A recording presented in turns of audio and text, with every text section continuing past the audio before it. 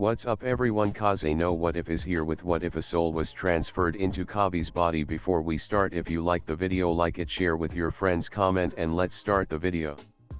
Towards drum.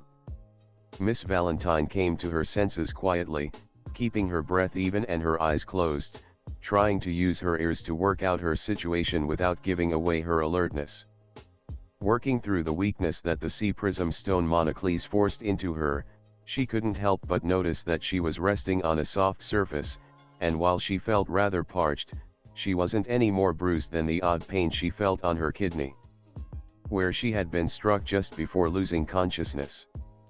You know, it has taken a bit of finagling to manage your continued existence in a manner that made everyone satisfied. The voice that rang in the room audibly sounded like it belonged to someone that was smiling, but most situations bring something that can be seen as an opportunity. No. Grimacing at being caught immediately, the woman opened her blue eyes and saw that she was in a well-lit cabin. Her bounded wrists were secured through a small length of rope to an iron link that also supported one side of a hammock. And her interlocutor was the pink-haired brat that Baroque Works assumed was the cabin boy of the Straw Hat Pirates. The boy who killed Mr. Five. She still had her yellow, lemon-themed dress, and her hat rested over her folded blue jacket near her head. Her boots had been similarly taken care of, and rested not far from the single door that presumably led to the rest of the ship. A ship that was bobbing gently with the waves. Are we sailing? Her slurred question was met by the boy holding towards her a glass of water, raising an eyebrow at the hesitation in the blue eyes of the devil fruit user. It wouldn't make sense to take you prisoner only to poison you later. Narrowing her eyes, she tilted her head back and let the boy tilt the glass so that she'd be able to drink. While she swallowed the blissfully fresh water, the boy kept talking.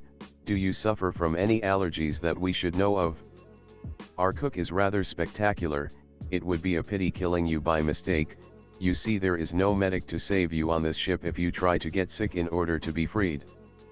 Miss Valentine scrunched her eyes closed while she forcefully kept herself from flinching. With his choice of words, the pink-haired pirate had destroyed the image she had of his whole crew. Besides Rorano Zorro, they were all naive children, and yet, I've seen more escape attempts than those that your mind can conceive. Besides, if I wanted to kill you with food.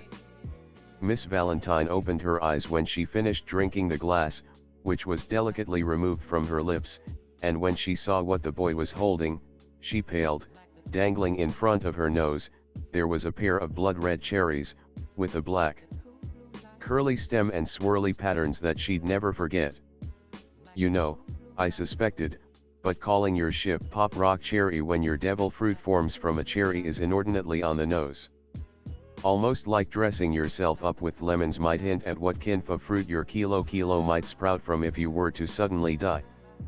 Miss Valentine froze temporarily as she recalled that she had liked lemons before eating her devil fruit, only to admit to herself, with the new, apparently ironclad certainty that the pink-haired pirate had about how devil fruits returned into the world after the death of their user, that she'd need to rework her wardrobe if she managed to get out of her less than ideal set of circumstances.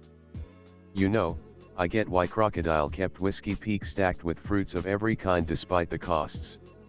Coby spoke with an all-too-knowing smile on his face. When the naive devil fruit users from the blues croak with your scam, their powers pass to the nearest compatible fruit. And his run-of-the-mill lackey either eats it and becomes that much more useful to Baroque Works, or it gets kicked up the chain and sold.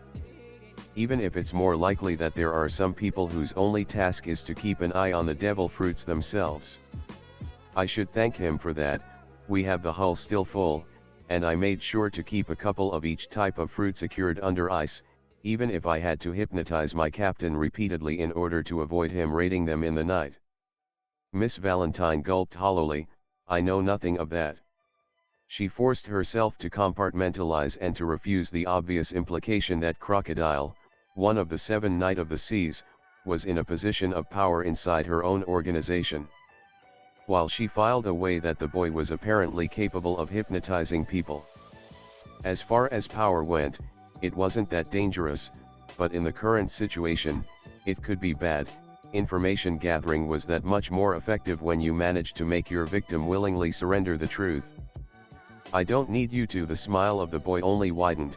"I made sure to contact Crocodile thanks to the Den Mushy in the wax-build base on Little Garden, who is Mr. Zero, just in case you weren't up to par, and told him all about how you betrayed him." Miss Valentine felt her soul wither and die as the piece of news was delivered. A part of her could even respect how he had burned all the bridges for her without hesitation, but while she could be as stone cold as the best of the others in Baroque works, she couldn't forget how Mr. Five had been killed. Maybe sensing her resentment, the boy put away the devil fruit and casually pulled out Mr. Five flintlock revolver, casually opening the bullet chamber and handling the weapon with the casual, careful ease of those that knew the dangers implicit of every gun. It looked almost like a regular flintlock, with an addition of a 6-chambered swing-out cylinder and a rapid-fire trigger. Miss Valentine knew it well, as in the rare occasions in which he had felt himself on the back foot, Mr. Five hadn't hesitated in using it. "My name is Coby, by the way." He put away the weapon and returned Miss Valentine baleful gaze with a rather blank one. "Before we begin, you should familiarize yourself with the concept." Still, she wasn't going to be cowed by a boy with a sharp tongue. They had kept her alive, had they not? And they were green enough to be squeamish about torture. Kaya ha ha ha. She laughed as haughtily as she could while tilting her head back. "And what concept would that be?" "That my captain is your only hope for survival, and that I'm the closest thing to a friend you'll be able to make." When she didn't react, he pulled out a disc made of metal tied to a string, and swung it smoothly while his voice deepened a bit. "On my 3. The best thing Coby felt he could possibly do with the explosion fruit, which was arguably much better than the bomb one in possession of one of Doflamingo lackeys, would be to figure out how to make a machine use it to infuse projectiles with its power. To eat it himself had caressed the mind of the pink-haired pirate, but it would arguably more useful to Usopp, and along with it, Mr. Five's chosen weapon. The flintlock revolver was among the most advanced weapons ever seen in the manga, if not for the laser bullshit introduced by the pacifistas or Frankie, and that too would be useful if capable of using a devil fruit of sorts. Coby remembered clearly that there was a sword that had eaten an elephant Zoan, in whatever mysterious way those things happened, but a paramecia? There was no precedent for such a thing. Also, Usopp had proved and would end up proving that he was able to pull off some interesting bullshit with his slingshots, and Coby wasn't keen to limit the sniper's potential growth over possible misconceptions on what made the best long-range weapon. Finding Mr. Five's devil fruit among Coby's selection of fruits in the Going Merry had brought a smile to the face of the pink-haired pirate. Luffy had sent Mr. 3 flying once he woke up, enraged because he had missed most of the fight and because people had tried to stop him from enjoying the aftermath of his banquet. With the new day, the Straw Hat Pirates had scoured the island for the captain's adventure, and witnessed the duel between the giants that ended in a draw. The girl capable of drawing with colors that directly affected the emotions of those that saw the product of her efforts was nowhere to be found, and while the pirates raided the local base of Baroque works for everything useful, including an eternal pose to Drum Island that they were currently following, there hadn't been much else to do besides tanning the pelts of the tigers Luffy had killed while defending the flesh of the Sea King, stocking up, and sailing ahead. Coby was, after his nth rebounded attempt at hypnotizing Miss Valentine, alone in the kitchen. He took out a piece of bread that Luffy had yet to eat, cut it, and placed a piece of salted meat in it, only to proceed to cut thin slices from the Bomu Bomu no Mi and place them over the meat. If the next sequence of events went as planned, he'd be tying up several loose ends, while granting Usopp the devil fruit most capable of turning him into something truly extraordinary instead of a comic relief character. With the snack ready to be stolen, Coby hid it on his person and walked out of the kitchen, moving instead towards the men's room, which doubled up as a containment room for Miss Valentine. And of course, he could only sweat drop at what he witnessed. I don't know how I could expect anything else. The woman he had more or less manipulated the situation to obtain, the devil fruit user that Vivi had unexpectedly voiced to keep as a prisoner in the hope of being revealed inside information about Baroque works, was free from her sea stone restraints and was staring at Luffy with the kind of dumbfounded surprise that Coby had felt on his own skin, back on Alvida's ship.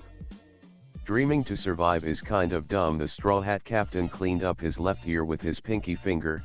What's your actual dream though? Everyone should live for something. Coby crossed his arms and leaned into the door frame, adjusted his glasses, and simply observed what was going on with an arched eyebrow. Don't wanna. Luffy's tone was peremptory as he crossed his arms. I'm going to be king of pirates, I don't want to take her freedom.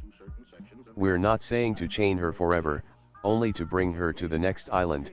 Without asking for her permission, the pink-haired member of the crew tried to interject, only for his captain to scrunch his nose in distaste. It's not like she can sail the Baroque Works ship on her own, leaving her here means to basically trap her anyway. Vivi tried to intervene, adding her own unwanted sense into the discussion. She could tell us the weak spots of Crocodile, or at least of Baroque Works. That's boring. The captain declared, this is my adventure. I don't want to spoil it. Maybe she's a musician? Coby wondered out loud, or a singer. Her voice is high-pitched enough for that. The blonde woman cast a glance towards the pink-haired pirate. Todd was staring at her curiously from the doorframe before returning her attention to the all-too-insistent Monkey D. Luffy, who asked before she could answer, are you a musician? The enthusiasm and hope in his voice rang loudly in the room, coupled with the eager eyes of a child on Christmas morning, made the woman hesitate. She had already been freed while Coby wasn't there to argue, but even with her noticeable ego, she remembered how easily she had been disposed of along with Mr. Five on Whiskey Peak, and then later, much more harshly, on Little Garden. With sea stone cuffs or not, she was on a ship sailing the Grand Line, amidst a crew that had clearly no problems with killing, and that counted some strong members among its ranks. Even if she chose to fight, even in the almost impossible case that she won, how she'd ever manage to get the caravel through the mad weather to a safe harbor. I'm not a musician.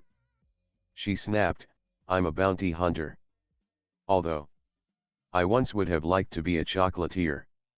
She told of her old hope as if she expected to be laughed off the ship for it, but instead of scorn, she was simply met by the tilted, confused head of the captain of the Straw Hat Pirates. What's a chocolatier? Chocolatier, Captain. Coby instructed him from where he stood as if blocking the doorframe for an eventual escape attempt of Miss Valentine. It means that she wants to make chocolate. Wait. The childish pirate dragged his hands into his hair. Join my crew. You don't even know my name. She snapped back, her ego kicking up now that she was being seen as interesting only for something that she had never invested any effort into. She was a bounty hunter, and an accomplished one. Even if the idea of enjoying that particular crew's protection didn't exactly sound bad. She respected Mr. Five as a companion, but what's your name then? The captain of the vessel wouldn't be denied. I'm Monkey D.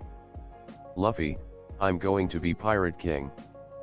A silent wave of charisma washed over the blonde woman, who, all too aware of her circumstances, and of the murderous grin on the pink-haired pirate by the door, Miss Valentine answered, I'm Makita, and I guess that I could join for a while.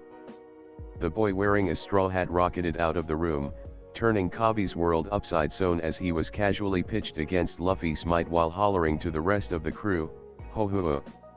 She's going to make me chocolate. Sprawled on the floor, Coby grimaced while the blonde woman let out her annoying laugh, kaya ha ha ha. Serves you right, Pinky.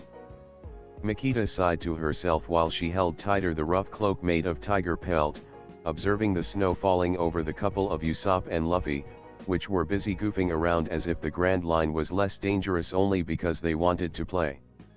It took a particularly strong will to hold herself back from antagonizing the others needlessly. She needed them for the time being, and apparently, the only condition for her freedom was to prepare some sweets for the gluttonous captain. Even if she planned to eventually drop them, for now they were her best chance at survival. Remaining in the area of influence of the Baroque works was tantamount to suicide. If Crocodile was indeed Mr. Zero, Coby had actually burned her bridges by calling her now ex-boss with a den mushy on Little Garden's base, and she didn't doubt him for a second. Despite the jovial tone and the rather amusing failed attempt at hypnotizing her, the pink-haired boy clearly took upon himself to assume a role that the captain seemed to desperately need, the one of the ship's tactician. It took a uniquely cold, Machiavelli type of mind to be actually effective in that role, and more importantly, it took ruthlessness coupled with unending loyalty to be trusted with that position. Coby was dangerous and calculating by nature, she knew because she had met Mr. 3 more than once during one of his planning sprees, and she saw how easily the pink-haired pirate would be willing to burn everything around him down if it was for the good of his crew. Makita grinned to herself as she walked freely on the deck of the Going Merry. She no longer had the parasol she used for her signature attacks, and she felt a bit exposed, but there was nothing to it. That cold, but otherwise uncaring attitude was shared by the infamous pirate hunter Zorro, which besides shooting her some deeply unsettling glances, slept away his non-existent worries. Unsurprisingly, Makita had butted heads with Albasta's wayward princess. Baroque Works wasn't exactly a sinking ship, but thanks to the pink-haired devil in human form, she was no better off causing them all the damage she could. The sniper, Usopp, had dutifully taken note of everything she knew about the other officers, and even if he eyed her with little to no trust, his solution was simply to avoid interacting with her. Under a gray sky that was turning progressively colder, Makita gingerly touched the fading bruise over her left kidney. The long-nosed boy kept a safe distance from her every time he could, and always had the sea stone shackles that he had hit her with on hand. Make sure Sanji doesn't notice the unwelcome voice of the boy who had greeted her when she returned to consciousness after the failed ambush on Little Garden made her turn on the spot. We don't need Sanji kicking Usopp in the face, again. A cruel smirk appeared at the image summoned in her head, and she replied glibly, "You could just hypnotize me to make sure." A grimace appeared on the face of the boy at the reminder of his failed attempt. "I don't know why, maybe that Django fellow tricked me on purpose when I forced him to teach me, but I can only hypnotize myself or extremely simple-minded people. Like your captain?" "Our captain, Makita." Coby grinned back, turning the conversation upside down with casual ease. "You can thank me later for that. You don't want to sail on a ship where our rations disappear from one day to the next because Luffy has no sense of self-restraint." She scrunched her nose at the reminder that she was technically, at least for the time being, subject to the whims of the Straw Hat Kid, and she crossed her arms. "Well, it got me out of being interrogated by you, did it not? Kaya ha ha ha. I also get to annoy you with my presence, now that you can't just kill me without making your captain turn on you." "Our captain?" Coby's smile returned to be as unsettling as ever as he slinked past her, his eyes piercing despite the lack of glasses she knew he needed to properly see anything that weren't random blurs. "But dear Makita, tell me, what made you think that I didn't want you to join the crew in the first place?" He walked past her uninterested in her answer to his rhetorical question, and she could only freeze under her tiger pelt cloak. Her breath kept coming out in small puffs of vapor. But she immediately started to rewind in her mind every interaction she had with him that led up to the brief chat with the strangely charismatic Monkey D. Luffy, and for a moment, she actually considered that it had been Coby's plan all along.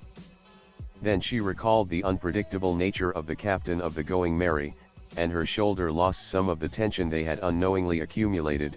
The pink-haired pirate was only playing mind games.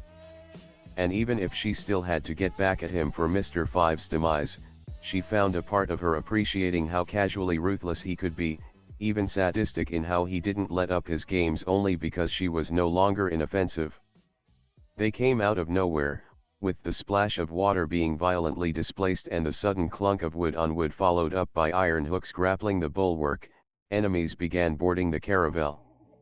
They were organized, and clearly a practiced hand at this, since their In a matter of seconds, the caravel had been boarded by several soldiers in uniform, each with a rifle pointed at this or that member of the Straw Hat Pirates. Cries of "Hold still!" and "Hands where I can see them!" ringing loudly in the cold air. Besides Usopp, who outright fainted, and Nami, whose expression became guarded, the other pirates gave no sign of distress. Luffy seemed simply curious at the new development.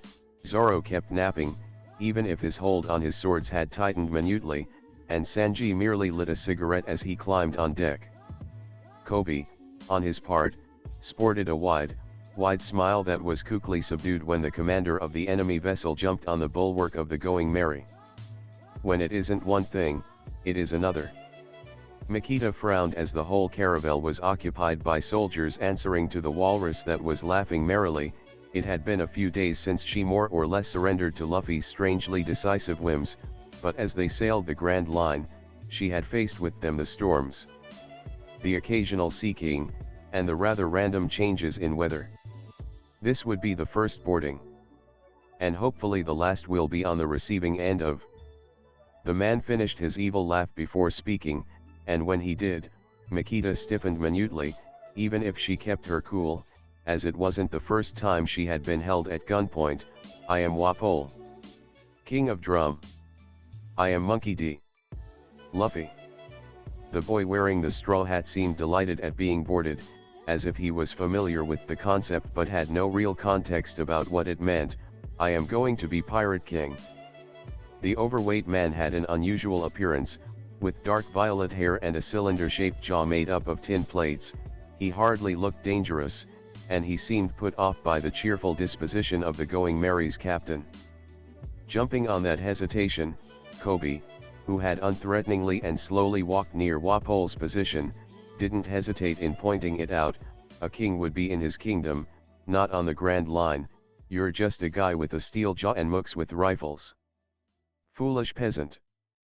The king assaulting the Going Merry sniffed disdainfully. "I ate the chomp fruit. I'm not just a guy." Even ignoring for a moment my clearly royal disposition.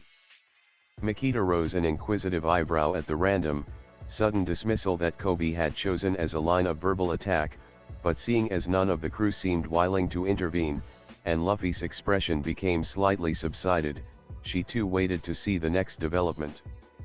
"I bet you don't even remember what that devil fruit looked like." "Probably the steel jaw is just a side effect of an operation to try and save your memory." Coby scoffed, matching the disdain of the man only to receive a glower in turn. "Of course, I remember it." Wapol crossed his arms. It was kind of like a purple plum, with the sign of saw-like jaws cutting through the swirly patterns. "Then you must be actually strong." Coby brought his hands among his hairs, threatening to pull them off, in which a third-rate actor might think of as distress. "But what kind of skills might a great king like you have obtained from such a fruit?" No way this guy is so stupid to explain everything only because he was offhandedly praised. Makita had to hold herself back from laughing when Wapol puffed out his chest and began talking. "Then you peasant recognize my kingly awesomeness when I smack you in the face with it?" Tilting his head so that it showed off its unnatural profile against the landscape offered by the sails of his own ship, the steel-jawed man began to expound on his skills. "My devil fruit grants me the ability to stretch open my mouths to large sizes. It means that I'm able to eat things in massive proportions. It also strengthens my teeth and my digestive system, allowing me to consume things that would otherwise be impossible or toxic to you peasants." Coby looked away, suddenly disinterested, while he used a pinky finger to clean up one ear. "Meh, my captain can eat as much as a giant. Your power sounds lousy." "Don't interrupt me, peasant." Wapol raged, suddenly jumping off the bulwark and coming to stand in front of the much smaller frame of the pink-haired pirate. "I'll have you executed after you recognize the greatness of my power. You said that you can just eat a lot." "I wasn't finished." The king crossed his arms, incensed, as he was played like a fiddle by Coby, who leveraged his sense of ego against him. "I can eat everything, from random food to rocks, from objects such as weapons, to living creatures such as humans. Walpole passed his finer under his nose in a blatant attempt of false humility that wasn't matched by his tone. Then I can transform any part of my body into whatever I ate, enabling me to produce weapons, or even fuse together objects or creatures to create new things. And without drawbacks too. Stars were shining into Coby's eyes then. You're truly a king. Well, it has the side effect of making me constantly hungry, and I can't use anything that I've eaten more than 24 hours before. Oh, I cannot bear the thought of a great king such as yourself suffering hunger. The distraught tone of the pink-haired pirate would have been enough to make the rocks weep, and slowly, almost hesitantly, he fished out from one pocket a wrapped-up sandwich. Your worshipfulness, I was saving up this for a special moment, but what can be more special than lessening your hunger? Please, accept this gift. Walpole swiped the food offering before anyone could truly realize what had brought it up, and Makita had a sudden inkling about what was going to happen. Hey Coby, you jerk. Luffy was suddenly being held back by Nami, which had long since realized that there was some sort of plan unfolding. You kept food for yourself without telling me. I am the captain, I should be the one to eat the super special sandwich. Walpole let out a loud, boisterous peal of laughter as he raised the food offering as the insult it was towards the captain. Even your own crew members recognize my kingly might. Boy, I'll have you executed for last after we raid this ship. And in a move too fast for even Luffy to intervene, Walpole ate the sandwich. Even if he suspected the possibility of poison, he'd trust his devil fruit to deal with it. His stomach was simply too powerful to be damaged by anything, and the outrage on Luffy's face acted as a perfect seasoning for his small snack. Oh, you wouldn't have liked that sandwich at all, Luffy. Coby began to laugh just as Walpole fell face first onto the deck. After all, it was fruit-based. While the men following Walpole began to shout among themselves and trail their weapons on Coby, Makita's eyes remained fixed on the dead form of Drum X King. While her mind went back to the incisive conversation she had shared with the pink-haired pirate back when she first awoke on the Going Merry. He had said it loud and clear, didn't he? If I wanted to kill you with food. Not for the first time, she realized that she could appreciate the ruthlessness that Coby kept ready as a naked blade. And after a split second to grasp all that happened, she began fighting back against the mooks with rifles that couldn't hope to punch through her skin when she sharply rose her density. In a bit of a more episode-like chapter, more classic as far as writing goes, with a bit of change in perspective to give the various contexts needed. Still, we have the first big divergence point here. I may have to consider writing 2 whole separate chapters to deal with Alabasta in order to explore the new elements that I managed to add to the story up to this point. In any case, we're almost there. Woohoo! The first big changes are here. Valentine's is temporarily on board, Coby showed off just what kind of mind he has, and Walpole is dead like only a man eating 2 devil fruits can die. Frankly, I'm surprised that Oda didn't exploit this thing at some point in the manga. It makes for the perfect, if costly, assassination method. Chapter 5. Alabasta, Grand Line. The desert sun hammered unmercifully upon the pirates fighting against the members of the Baroque works, while the constant breeze warred against the air displacement caused by explosions that lifted high pillars of dust and dark smoke that seemed to stretch uselessly to try and choke the very sky. Usopp stood in his desert-worthy garments. Besides his nose, glasses-covered eyes, and a tuft of black, curly hair, nothing of his body was visible. He stood with his slingshot ready and his breathing heavy, but he stood firm, his knees quacking so much that they had reached a stability point of their own as he faced down the biggest man he had ever seen. Well, not counting the giants.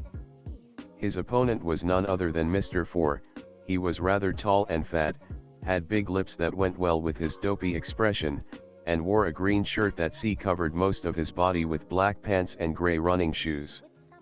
More threatening than anything else, however, was the casual ease with which the man used his 4-ton baseball bat to redirect the explosive cannonballs sent forth by the living weapon that hopped in and out of the tunnels that Miss Merry Christmas prepared during the battle. In the odd habit that Coby had underlined with his chat with Walpole before assassinating him, Miss Merry Christmas had revealed that Lasso was actually a gun who had absorbed the Inu Inu no Mi model Dachshund. And a distant part of Usopp's mind had gone far into speculating about the possibilities that such an existence implied.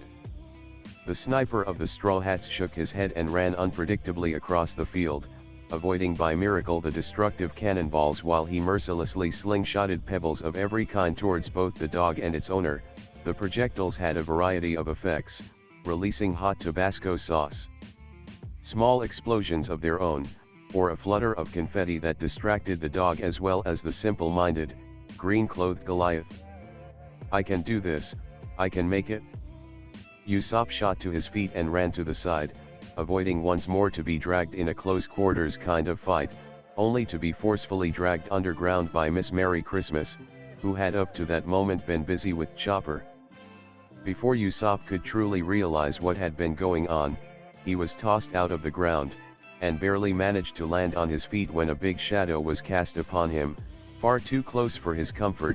Mr. Four swung his 4-ton metal bat, aiming at his head instead of one of the projectiles that his dog, Lasso, was spewing about thanks to the extra hot, extra spicy, extra painful sauce that the sniper of the Straw Hat Pirates had managed to nail on of its nostrils with. The bat was swung, and it crashed against the veil-covered portion of Usopp's face. The Merry sailed smoothly under the moonlight, the sails aflutter with the freezing wind that was dragging them towards their destination, when Usopp left the galley for his turn as a warden. Besides Zoro and Luffy, who really couldn't be trusted to not fall asleep as they wanted, every member of the crew cut off a few hours every night in order to make sure that the ship wouldn't go adrift without Nami constantly checking on its course. Despite his recent wounds, Coby had insisted to keep his slotted role, and that had been coupled wonderfully with the lingering distrust about Miss Valentine, aka Makita, who had been tasked with sharing the pink-haired pirate's turn in order to make sure that he wouldn't suddenly black out because of the important blood loss caused by the gunshots of Walpole's men. Usopp yawned, walking up to the middle deck, where Makita was moving about erratically under the keen gaze of Coby. "I'm here," the sniper announced himself while puffing out his chest under one of the several tiger pelt cloaks that had been prepared on Little Garden. "You can go and rest easy knowing that the great Usopp." Yeah, Makita cut him off as she immediately began to walk towards the entrance of the galley. "Spare me, Long Nose." Then she turned towards Coby, who had made no motion to rise to his feet. "Oi, I'm not carrying you, Pinky. You go ahead." Coby replied with his eyes no turned towards the moonlit sky. "I'll enjoy this night a bit longer if I can." "Suit yourself." Miss Valentine left the deck with the sour attitude that pocked through every time she was forced to interact with Coby, leaving the latter alone with the sniper of the Straw Hat Pirates. The long-nosed man frowned as he walked next to his pink-haired companion, his tone suddenly a bit miffed as he talked. "She's kind of right, you know? I get wishing to stick through with your duties, it's just something you or Zoro would do despite your wounds, but you need your rest." Of course, Coby cut to the heart of the problem with the casual ease of the truly wise. "I'm not remaining awake because I don't trust you, Usopp." There was a faint chuckle in his voice as he talked. "I wanted to talk with you without being interrupted. And it's not the kind of conversation that you have with everyone else, since it's a bit personal." Usopp stared at his crew member with a raised eyebrow. Apparently worse than the blood loss was the battery of bruises that covered the entire visible parts of the pirate's skin, as Sanji had not taken kindly to using food as a weapon, no matter the quick resolution of the situation that it brought. The sniper fancied he could still recognize the single marks of the cook's solace in the oval-shaped marks of black and blue that were slowly fading into yellow. Yeah, Sanji didn't joke around at all when his triggers were pulled. Personal? Coby lifted a small bundle of cloth from his side and unwrapped it, revealing a plum-like devil fruit with a mark of saw-like jaws running down its middle. You know how I kept some fruits under ice since Whiskey Peak? Yes. Before Usopp could reply, his pink-haired crew member pulled out a pair of blood-red cherries that carried the same, hypnotizing swirly marks of the other devil fruit. Both these fruits are paramecia, which means that their effectiveness depends only on the user's inventive, but it's easy to see how the cherries will be better suited for a first-line fighter. Coby spoke idly, only to turn his attention towards the plum-based one, this one. Even an idiot like Wapol had been able to use to great effect by combining different stuff together, something that you've got a mind for. Why are you telling me this when there's nobody else around? Because on the sea, the one that finds the devil fruits has absolute rights upon them. Coby spoke with a certainty that wouldn't be out of tune with Luffy. Eat them, sell them, toss them into the sea.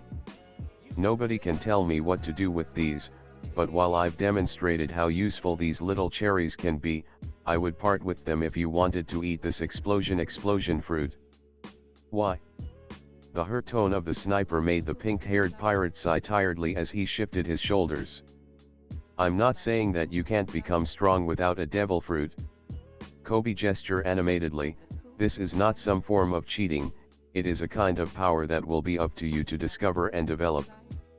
With the price of being weak to sea water and sea stone while spending a great part of your time in the middle of a rowdy ocean, even if I'd like you to think about how often you find yourself in the sea in the first place before shutting out this opportunity.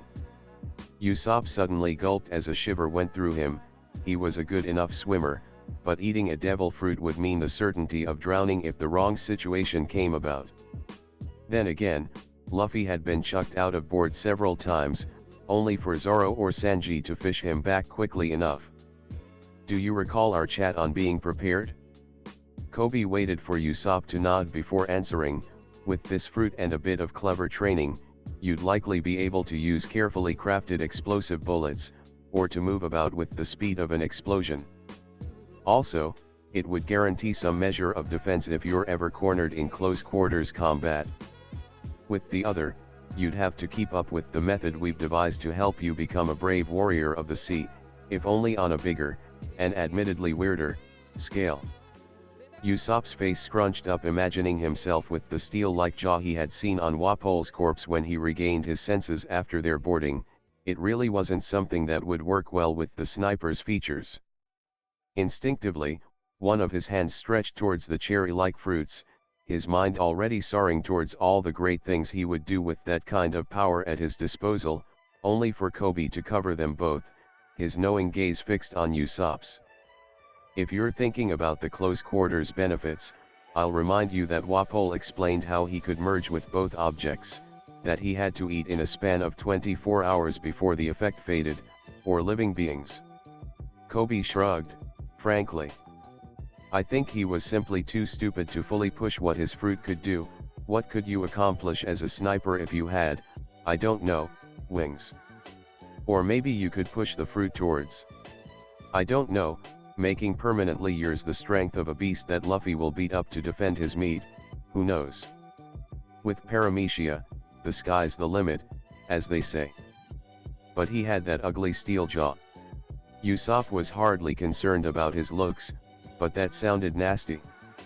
Okay, I should make clear that appearances mean very little. I mean, did you see Zoro's face? Coby's eyes shone with inner laughter as he rose to his feet and slowly stretched, grimacing when his wounds pulled his skin taut. He's as evil looking as one may go. While Makita is malice wrapped in beauty, don't let a fear as silly as one about of how you'll look hold you back from taking what you want.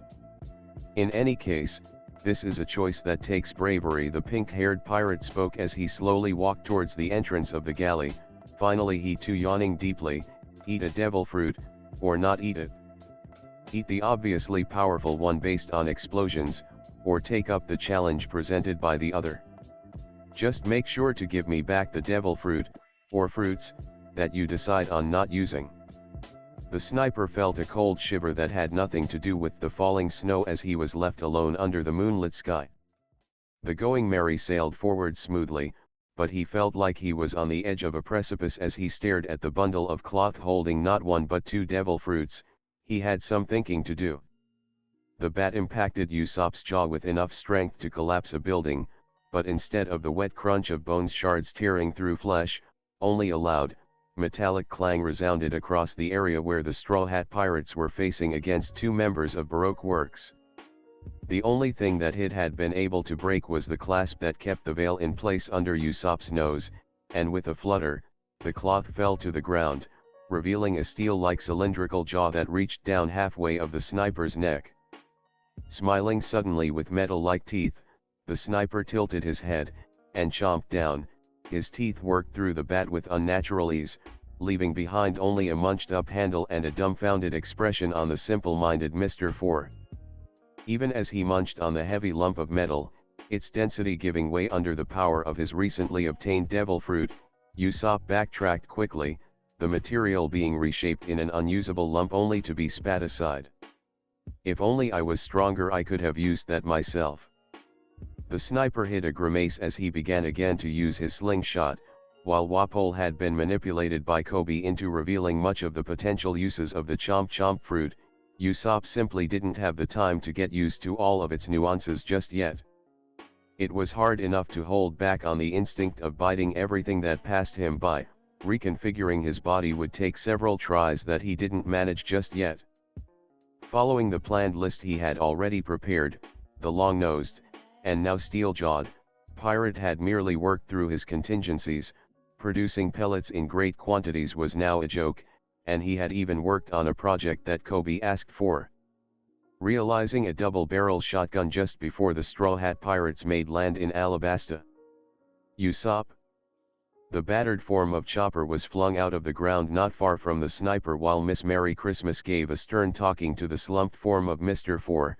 Apparently, the loss of the bat had left him at a complete loss about what to do. Chopper. The sniper forced himself to grin with his metal teeth, knowing that his inhuman appearance was greatly appreciated by the blue-nosed human reindeer. How are you holding up? Emboldened by the battle that was for once not a one-sided beatdown, Usopp managed with his mood to lit up a little the medic that was panting heavily at his side. Not, well, she has too much combat experience with her fruit, I can't. Want to swap? Usopp grimaced as he offered. He had been faring rather well, all things considered, against the duo of Doggun and Goliath-like human, even if besides forcing the living mortar into blasting randomly and by sheer dumb luck destroying the 4-ton bat, he hadn't made much of a leeway. Still, Chopper might have an easier time above ground, and if truly the Chomp Chomp allowed him to eat everything, maybe he'd be able to move freely himself underground. Yes. Chopper had stars shining in his eyes as the sniper ran face first into the ground only to munch on it, with the speed of legs that had been trained for running away, and the power of a devil fruit capable of eating everything. The long-nosed sniper worked to complete the contingency plan 4B, reworking the terrain to his advantage. The doctor of the Straw Hat Pirates turned towards the simple-minded Goliath, who had, under Miss Merry Christmas guidance, chosen to take the dog gun on one shoulder in order to start blasting away with no need for the sneezing living weapon to aim on its own. And then a brilliant idea sneaked its way into his head.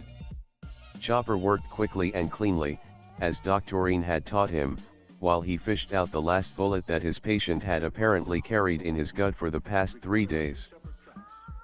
So that's why it hurt. The voice of the patient was a bit tight with pain, but the human reindeer didn't let it distract him.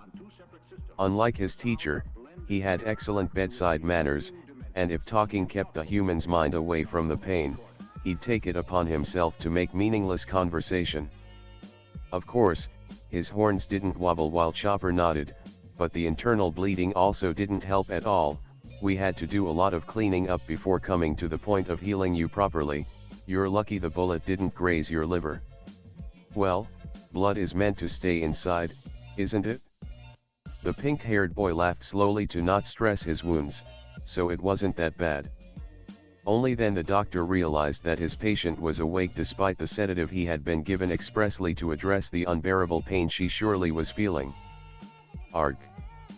Frightened out of his skin, Chopper jumped away from the patient, who looked at him with an arched eyebrow.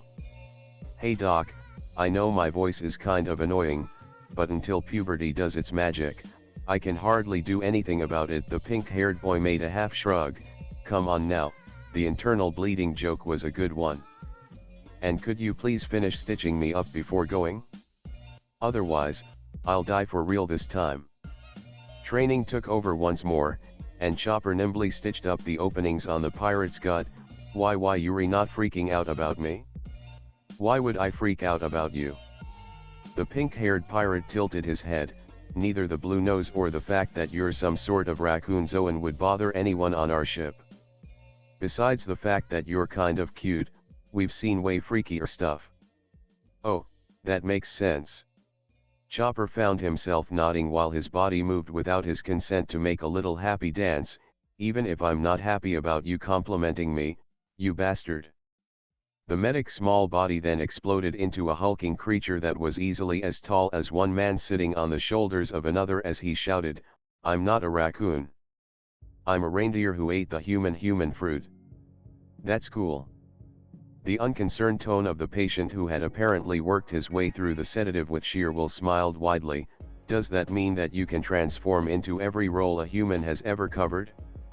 Swordsman, fireman, barman, chairman, ombudsman.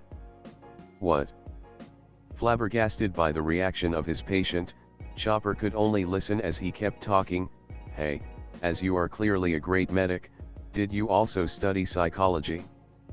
A bit, the human reindeer replied while his body returned to its smaller, more instinctive form and began to oddly dance, being referred to as a great medic, but it's not a branch of medicine greatly developed in this world. The main interest has always been in the more immediate threats that can be handled with surgery or vaccines. A pity, even if it makes sense. The pink-haired pirate hunched forward despite the obvious pain it caused him as he offered his hand. I'm Coby, by the way, how do I have to call my savior? The human reindeer shook his hand with both of his while his hips shook and his legs moved like the choppy waves around Drum Island. I'm Tony Chopper. So, Chopper, Coby smiled widely as he kept shaking his hand. Ever heard of hypnotism?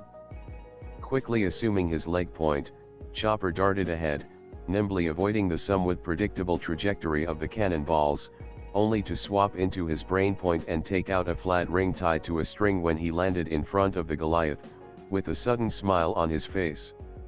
Chopper spoke with a soothing, clear and alluring voice.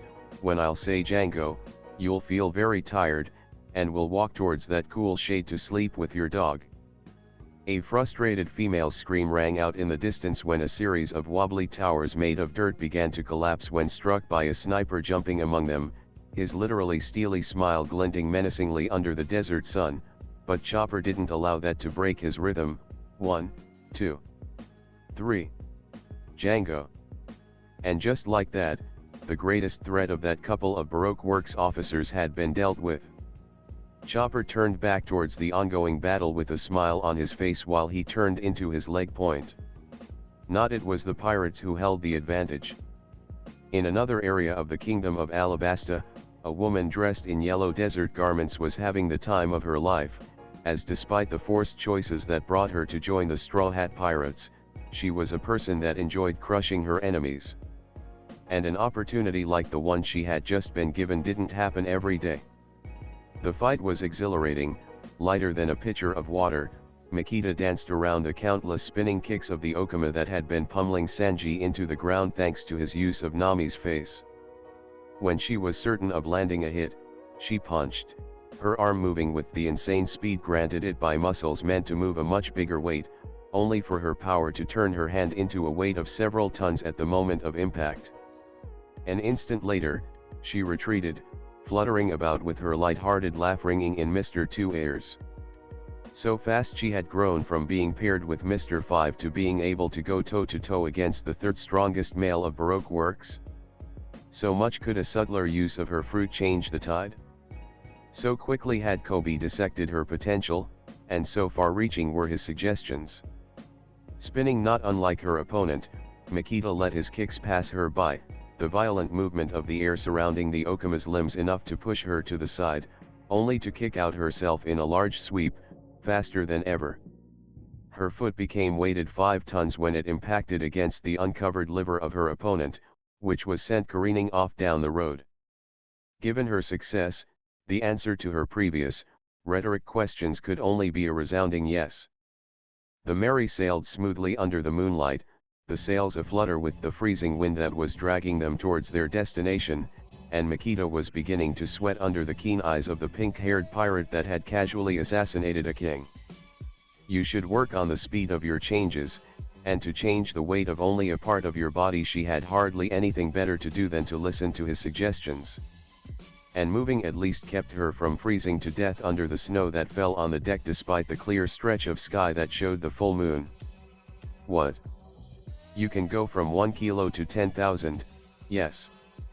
The rhetorical question could only be met with an annoyed nod, which received another answer that seemed to be dissecting her whole being with its precision. When you weigh 10.000 kilos, is the weight distributed evenly across your whole body? Or are your hair less dense than your bones, maintaining the ratio of your normal body? I don't know. Figure it out. Coby shrugged, his glasses glinting in the moonlight as he briefly looked at her long legs.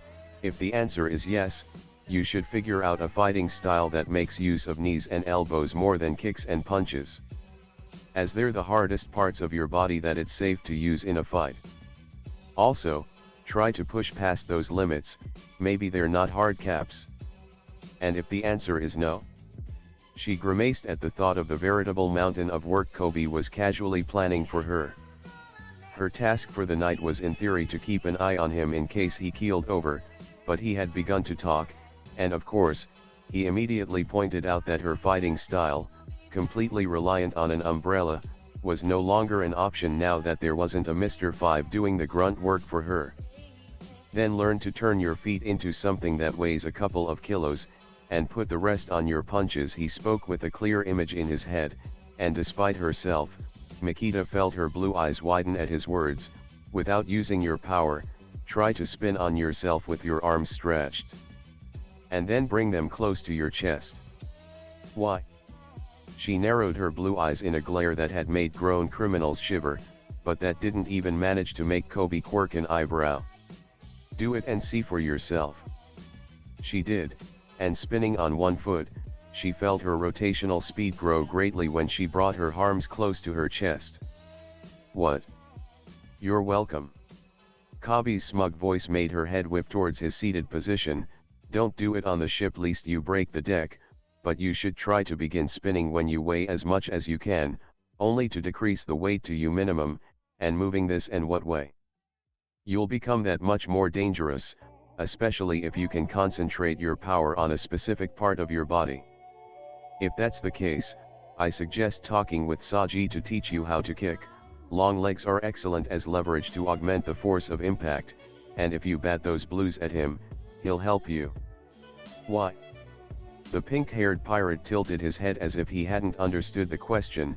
Basic mechanics has fantastical applications, and your devil fruit is well suited to. No, she interrupted him while taking a step forward. Why are you helping me? Do I not destroy my enemies when they become my allies? The smile he offered her then was as sharp as the one he had shown when greeting her the first time she awoke on the Going Merry. Seeing the Okama jump to his feet and charge her once more, Makita flexed her fingers, her weight moving as if a liquid through her body, and let out her unique brand of laughter, Kaya ha ha ha. Robin hadn't exactly hoped that it could happen, her actions had merely been yet another contingency plan. That was how she survived, by being useful to those capable of holding back those hunting her, only to betray them before her usefulness could grow to an end. Every element that could harm Crocodile, or even distract him, was something that she'd empower as much as she could without giving away her true aims. And maybe she saw something right in Monkey D. Luffy, but she hadn't hoped. Hope was for those that didn't drag themselves from a sinking ship to the next. It wasn't for her. Hope abandoned her completely when the one niglyph she had to read for Crocodile revealed itself as another useless thing, and there was no hint of true history. What one hopes and what one expects are two different things. She knew that much, Her whole life had been a lesson about that exact point, and after yet another failure, after 20 years, whether Monkey D. Luffy won or not, she simply found herself beyond her breaking point. She was slumped against the ancient stone of the room that had kept the Pluton poneglyph hidden for countless generations, and watched with glazed-over eyes at the fight between the bloodied, naive Rubber Kid and the ruthless, experienced Sandlogia. "I am the man who will surpass you." Conviction thundered through the dust-filled air, and the voice of the pirate rang louder than the falling debris, stronger than the Shichibukai. Despite herself, uncaring about her fate, Nico Robin watched the battle unfold. Life was the furthest thing from fair that existed, she knew that much, but Monkey D. Luffy's victory would be what the older man deserved. Even if she had no stake in the result of the battle, seeing Luffy's win would bring a smile to her face before the debris fell hard enough to kill her. The two dark-haired pirates stood in front of one another, ready for their last round. In the distance, war rumbled, and even King Cobra was spellbound to witness the fight. There was simply something other, something greater at play there. Something.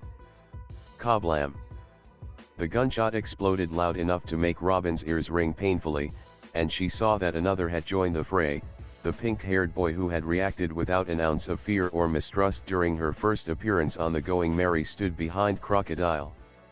A double-barrel rifle smoking in his hands, and his interruption, more than anything else, managed to stretch the pause between the last bout between Luffy and Crocodile. Kablam! The second barrel exploded its projectile, and Robin's eyes widened despite herself. It had been too fast to follow, too fast to make sense of, but Crocodile, who had been already moving to squash the fool that had attacked him with such a meaningless weapon, grunted with pain, and keeled over, letting Nico Robin see fully the grinning shape of Coby. Well, say what you want about Usopp, but his fruit is just too perfect for him. How?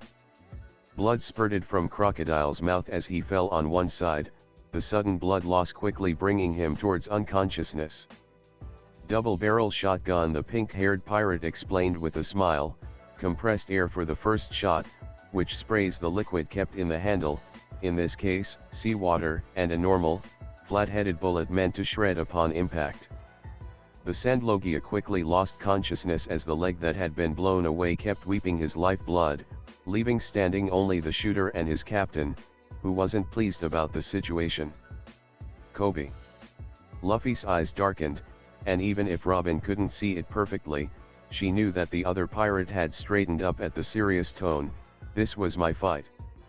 I thought that we were meant to fight as long as Vivi didn't give up."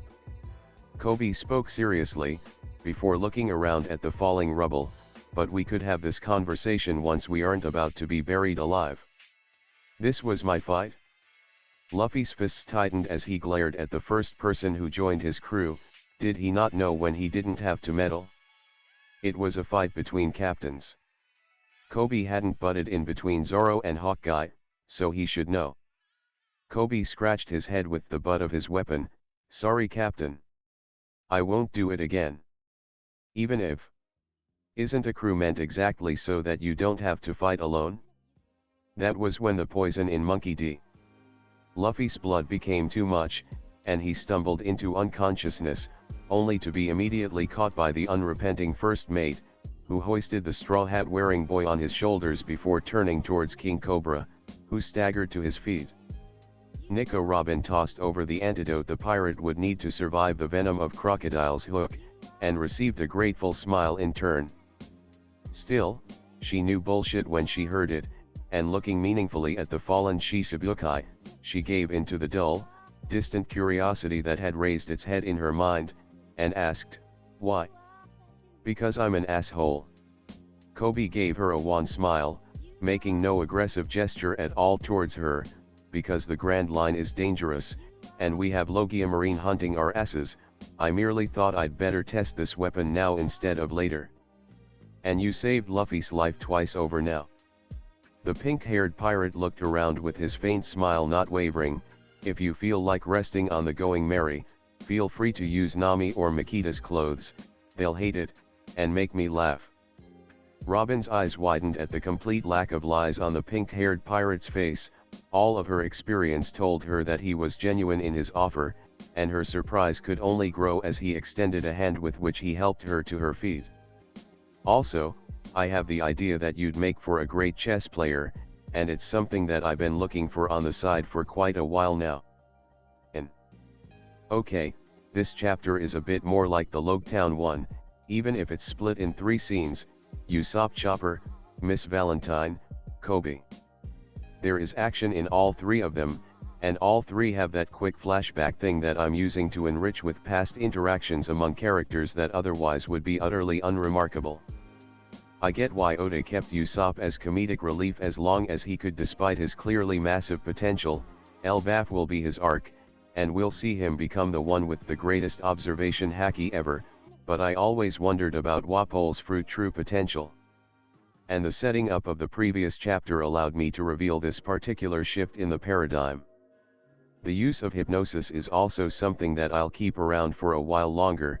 I mean, where there is an opportunity to do so, I'll use it to allow a selected few characters to bypass an otherwise lengthy fight with an idiot. Django is up in a world where idiots can be stupidly strong. Little to say about Chopper for now, but there is a meaningful connection with Coby already, and his brain point has suddenly another effective weapon ready. Miss Valentine has basically been on the receiving end of training devised by an SI with precise knowledge of basic physics, in particular, about the conservation of momentum, and that stuff applied with the Kilo no Mi is fucking hardcore, as you've seen. And there was just no way for the MC, which is Coby despite his being on Luffy's adventure, to not butt in during the fight with Crocodile. That's just not his nature. Besides, he wanted to try out the weapon that he had Usopp realize with the exact purpose of dealing with Logia-type devil fruit users. I wonder what kind of setup this might be. Of course, we also have Robin jumping on board, avoiding that moment of almost suicide that is the basis for her self-sacrifice at Water 7, without taking away Coby's genuine expression of concern. I actually threw a coin to choose between which fruit Usopp would eat. Let me know what you think about the growing differences from canon. I've avoided mentioning Ace for now. I'm still deciding if Coby would try to keep him on the going merry sprouting some bullshit with his crystal ball knowing that Teach is at Mock Town, or merely give out a warning that is really unlikely to be listened to. Ace is one of those characters that are mysteriously strong. Does he know haki and not use it deliberately? Impulsive, and at the same time, not complete dumbass. So having Coby use some obfuscation and mystifying to try and direct Port Oga's Ace would likely be ineffective. I'd appreciate a suggestion here. Also, I was thinking about taking this FIC, copying it up to a divergence point, and then continuing with 2 completely different adventures, but that option is largely based on whether there is more interest in seeing something completely original coming out of this FIC. Or if you'll all prefer me to keep up a canon with extra ribbons sort of story, which is what I've been doing up to this point. Let me know what you think. I hope you guys enjoyed the video. If you liked it, subscribe to my channel for more fan fictions like this, and goodbye.